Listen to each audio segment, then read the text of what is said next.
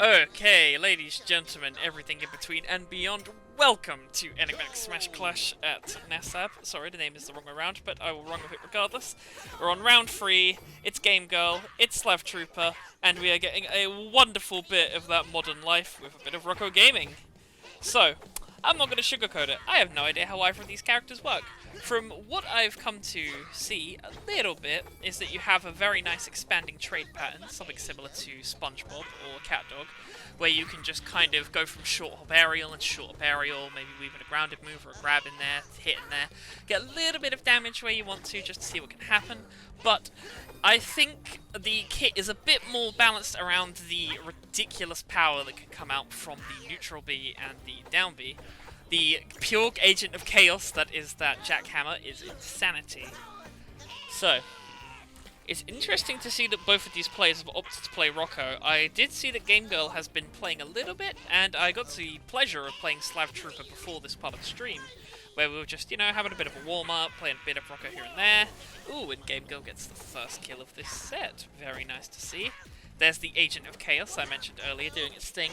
Almost gave Slav a perfect little bit of setup there. He seems to be a lot more proficient at getting that setup enabled, but I think both players are just kind of struggling to do what they want to do with it. Okay, that's got to be a punish. Oh, just a light air. Not enough to kill from that one, unfortunately. But hey, Slav will do the trick with that lovely little up air there.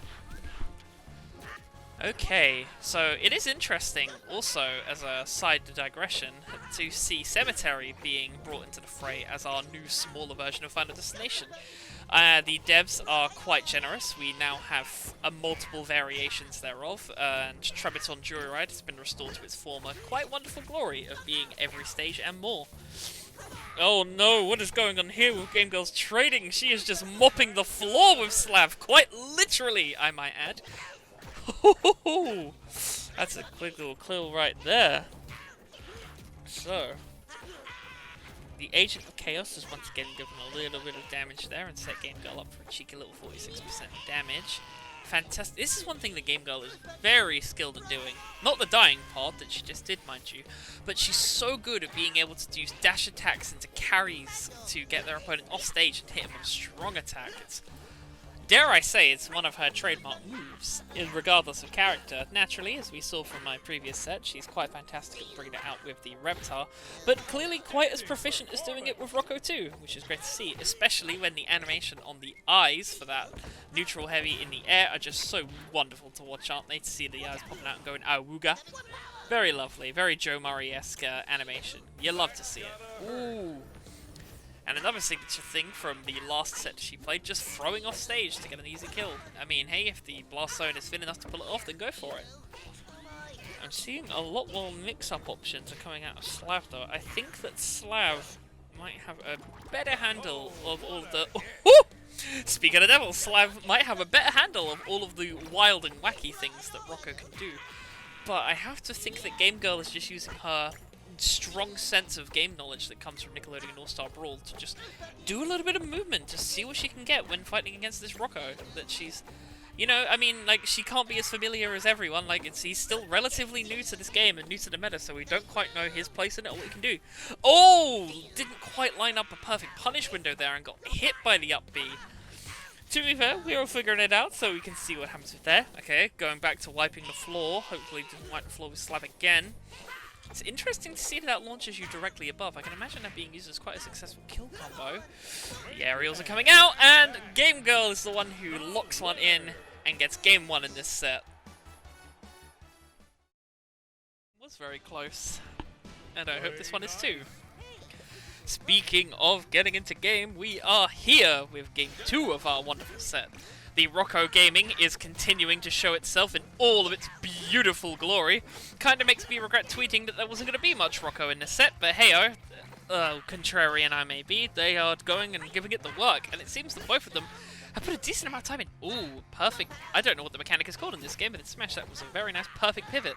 Now, you're probably noticing that the Trebiton is not quite it was on the last patch. Trebiton is now back to its usual state, which, if you're unfamiliar or haven't seen the original version in a while, means that it will transform with various different platforms.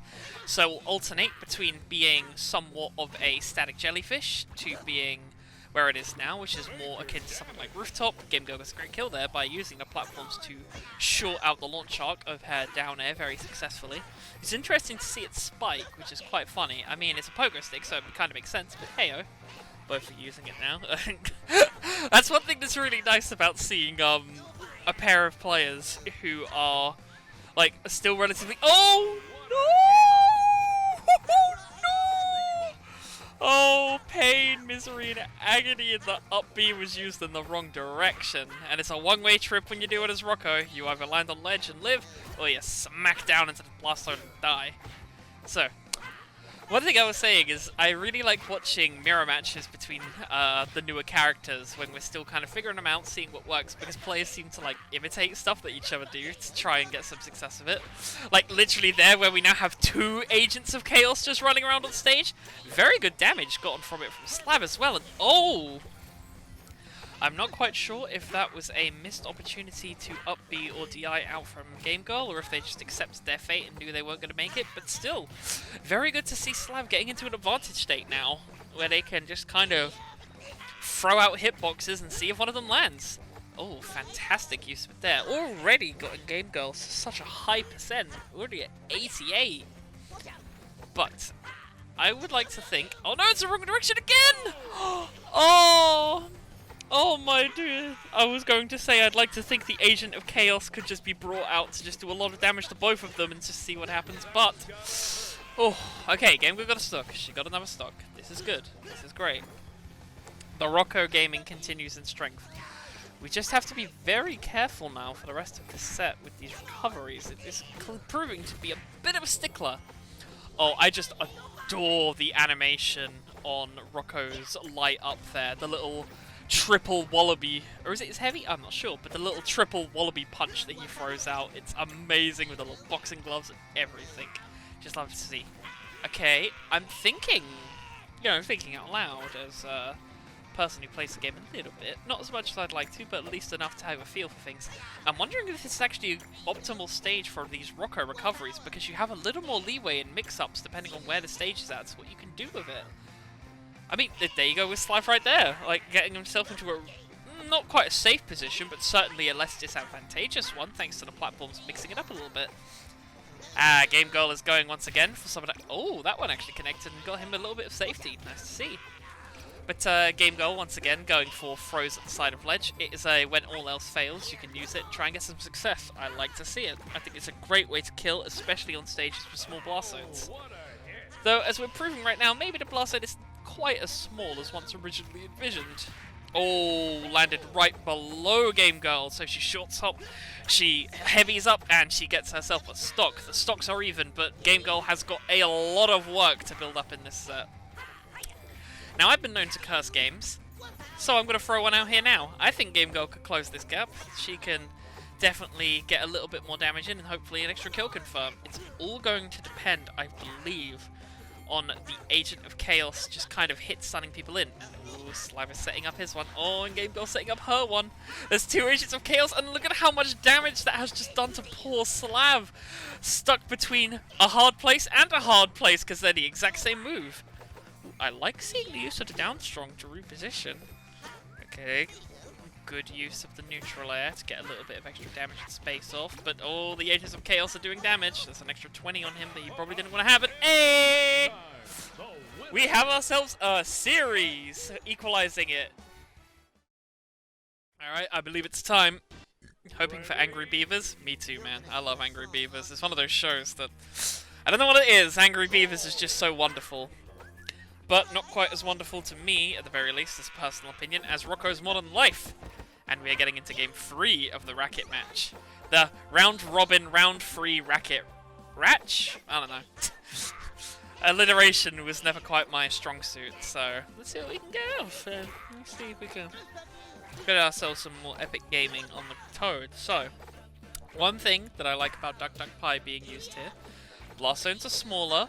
There's a lot less room for the safer recoveries that I was mentioning earlier due to the more static platforms that hang over ledge. I hope that Rocko's recovery is angled at least decently enough to not be punished by the stage odd geometry at the base. But hey, Pie Dish can giveth, Pie Dish can taketh away. But for the moment, we're just holding in a very wonderfully neutral state. Oh my goodness, that was fantastic from GameGRL. I'm liking the... Very clean indeed. It was quite wonderful to see her weaving the down strong into her aerial combos. That's just great to see. And I'm liking the big subs that's coming out here with a couple of strong attacks just to see whether she can get them off. It is also great to see the Awuga eyes come out of Rocko. And two little puddles of wallaby on the top of this pie dish. How charming and sweet. Oh! That's gotta be your... Oh, it didn't get a kill! Oh, so close. When you get the stun lock on your opponent like that, you expect to get something, and hey! GameGRL's gonna get that too. Okay, we've got a pretty successful grab here. Could lead to something, not quite, but that's gonna lead to something. The up strong have confirmed that that's which one it is. Does a wonderful job there. So, I think that this stage is very optimal for characters that have a lot of rapid-paced fast kicks, much like the mentioned in chat Hugh Chun-Li style Titan kick. Very fun to see as well that Hugh got such a fun move, always great to watch, and a great stage to go with it, it's just quite nice. But I think that's actually benefiting the combo potential of the Rocko, because there really just isn't that much space for GameGRL to escape to when she gets locked in and launched up into the blast zone a little bit like that. Which, you know, we take those, we take them when they happen, it's great to see. So, going for another one of her patented walks. I'm also now noticing that GameGRL is a big fan of just standing and waiting for her opponent to approach her. Oh, got the hitbox off the slab there, thank goodness for that. Could have gotten pretty nasty. But when GameGRL does her, I'm going to trademark it on her behalf, move where she just throws her opponent off stage and waits. She just likes to stand still, assert dominance, like, hey, I'm probably going to do something, what are you going to do about it? Oh, well, I think she's going to use that, neutral strong there to do some pretty serious damage and always get herself a stock. And hey, she'll get one there using the down strong. So, we're entering...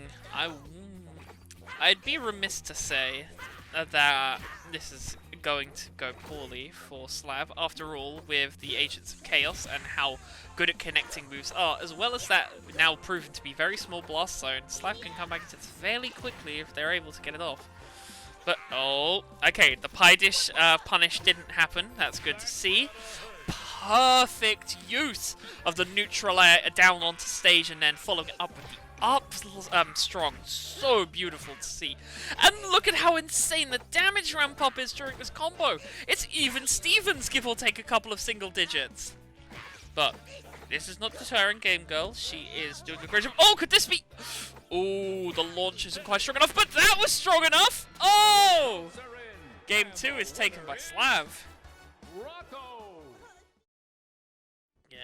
Alright, I think we are ready to go. Ooh, Jellyfish is the stage. Very cool. Very nice.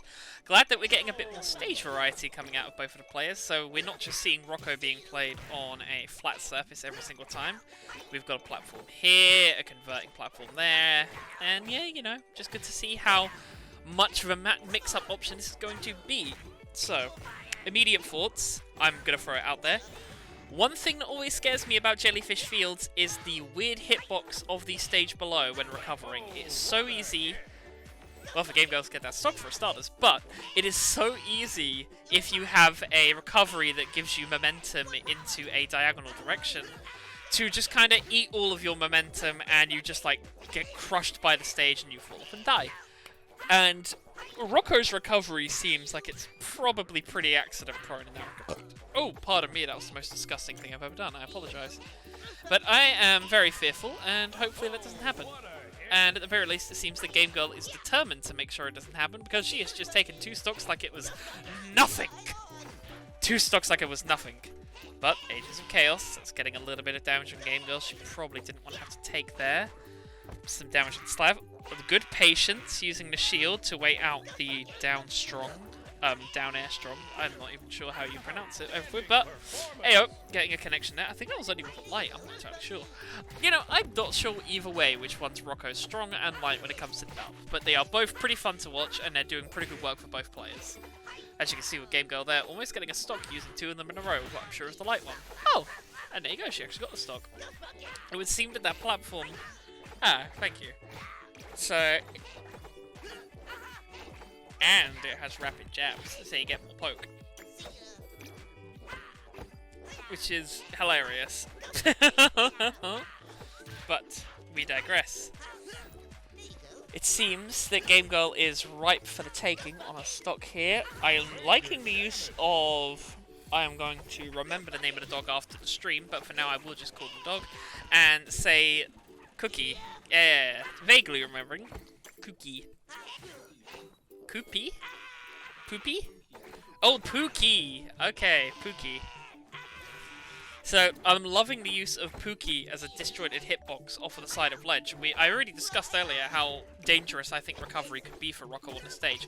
So seeing Pookie being used to just add extra pressure on any potential recovery option is just nuts to watch. Oh, what a perfect kill using the pogo stick! Scrooge McDuck would be so proud of that one. We re-enter the neutral, going into the final stock. We have seen from the past 3 games just how ridiculous it can be blown up as Rocko in this situation. I like that GameGRL decided to mix up her ledge options there, going for a high damage pulse, because they went, hey, you know, Slivy's not just going for another stage. I think both players have identified from me blurting about it out loud just how dangerous it could be. But... Agents of Chaos being thrown around. I'm not sure if this is just like a legitimate trying to get damage off, or if both players are just trying to force the other into a disadvantageous situation or state of mind. I think that there is definitely a very strong level of mental gymnastics that are being played. Oh! And as soon as I say that, a stock is taken, and I am very happy to confirm that for the first time, I think, I have just seen Slev beat GameGRL at NASB ESC.